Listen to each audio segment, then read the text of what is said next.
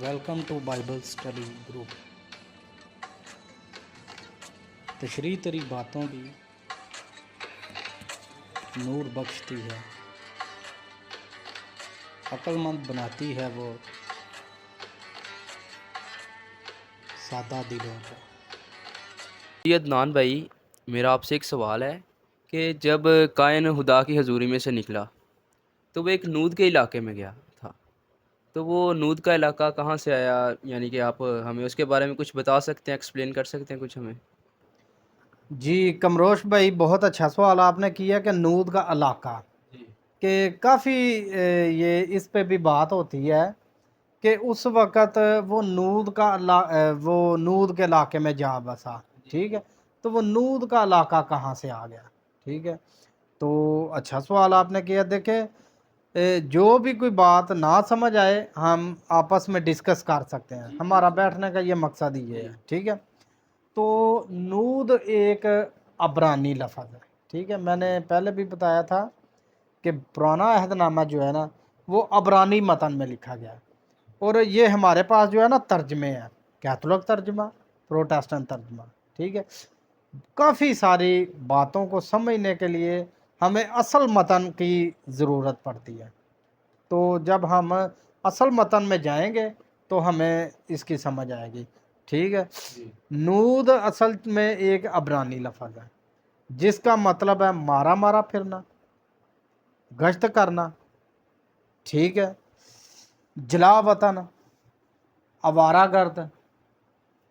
یہ معنی خدا کے ان الفاظ کے ساتھ ہم آہنگ ہیں کہ قائن زمین پر خانہ خراب اور آوارہ ہوگا، ٹھیک ہے، کہ یعنی خدا نے کیا قائن کے بارے میں کہا تھا کہ تو مارا مارا آوارہ گرد ہوگا، خانہ خراب، یعنی وہ نود کے علاقے میں گیا۔ نود کے علاقے کا مطلب ہے مارا مارا پھرنا، خانہ خراب، ٹھیک ہے۔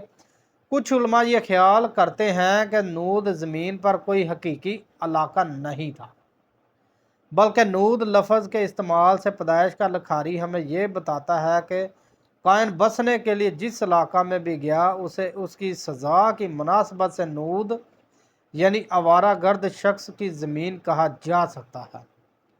اگر وہ خدا ہی تھا جس نے قائن کو اس علاقے سے در بدر کیا تھا تو بھی یہ قائن کی اپنی ہی مرضی تھی کہ وہ خدا کی حضوری سے نکل جائے۔ مطلب لکھاری یہ ہمیں وہاں سمجھانے کی کوشش کر رہا ہے کہ قائن بسنے کے لیے جس علاقے میں بھی گیا، ٹھیک ہے، وہاں وہ مارا مارا آوارہ گرد جلا وطن کی صورت میں ہی رہا، ٹھیک ہے۔ نود ہی ہے جس جی علاقے میں جی، گیا وہ نود جس ہے۔ علاقے میں، کیونکہ نود کا علاقہ ہی ہے، نود کا مطلب ہی ہے مارا مارا مارا مارا پھرنا، پھرنا۔ ٹھیک ہے۔ تو وہ در بدر ہی دیکھیں، جب وہ قتل ہوا ہے نا تب بھی وہ جنگل میں ایسے ہی پھر رہا تھا، آوارے پھر رہا تھا، ٹھیک ہے۔ اس کے جسم پہ اتنے بال تھے کہ وہ لمک نے تیر چلایا ہے، اس کے بیٹے نے کہا کہ وہ جانور ہے، ان کو انسان اور جانور میں فرق ہی نہیں معلوم ہوا، ٹھیک ہے۔ تو وہ اس وقت بھی مارا مارے آوارہ پھر رہا تھا۔ تو نود اصل میں حقیقی کوئی علاقہ نہیں تھا، نود کا اصل معنی ہی اس کا جواب ہے، ٹھیک ہے جی کمروش بھائی، ٹھیک ہے۔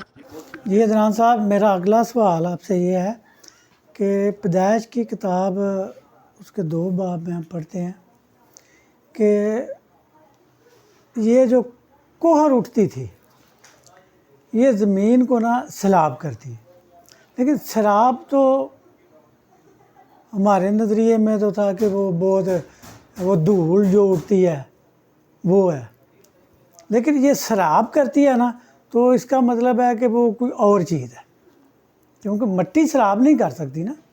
تو یہ کیا ہے کوہر جو ہے، اس کے بارے میں آپ ہمیں کچھ بتائیں۔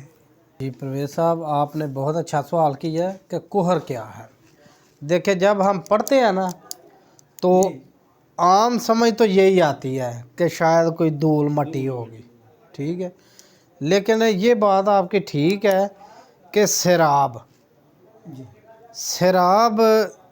تو جو ہے وہ پانی کی شکل میں ہی ہو سکتا ہے، ٹھیک ہے، مٹی تو سیراب نہیں کر سکتی۔ کوہر اصل میں پتہ کیا تھا؟ کوہر جو ہے وہ بحرات تھے جو پانی میں دھند سی پیدا کرتے ہیں اور نمی کی صورت में होकर ज़मीन पर गिरते थे, जैसे शबनम हम कह सकते हैं। ठीक है जैसे अक्सर ये धुंध पड़ती है जी तो उससे वो ज़मीन गीली हो जाती है। जी, हाँ, त्रेल मतलब जिसे हम शबनम त्रेल कहते हैं। ठीक है, ये कुहर असल में वो थी। हमें आम पढ़ने में यही लगता है कि शायद वो कोई मट्टी हो गई, धूल हो गई। ठीक है, जैसे आपने हमें समझाया, क्योंकि हम तो जब भी पढ़ते थे हमें तो यही लगता था कि ये कोई मट्टी उड़ रही है, लेकिन जब वो शराब का जिक्र आता था तो फिर हम कंफ्यूज हो जाते थे। तो आपने ये हमें बताया कि वो जो है वो पानी नमा जो है ना, कन्फ्यूजन दूर कर दिया आपने हमें। शुक्रिया जी अदनान साहब।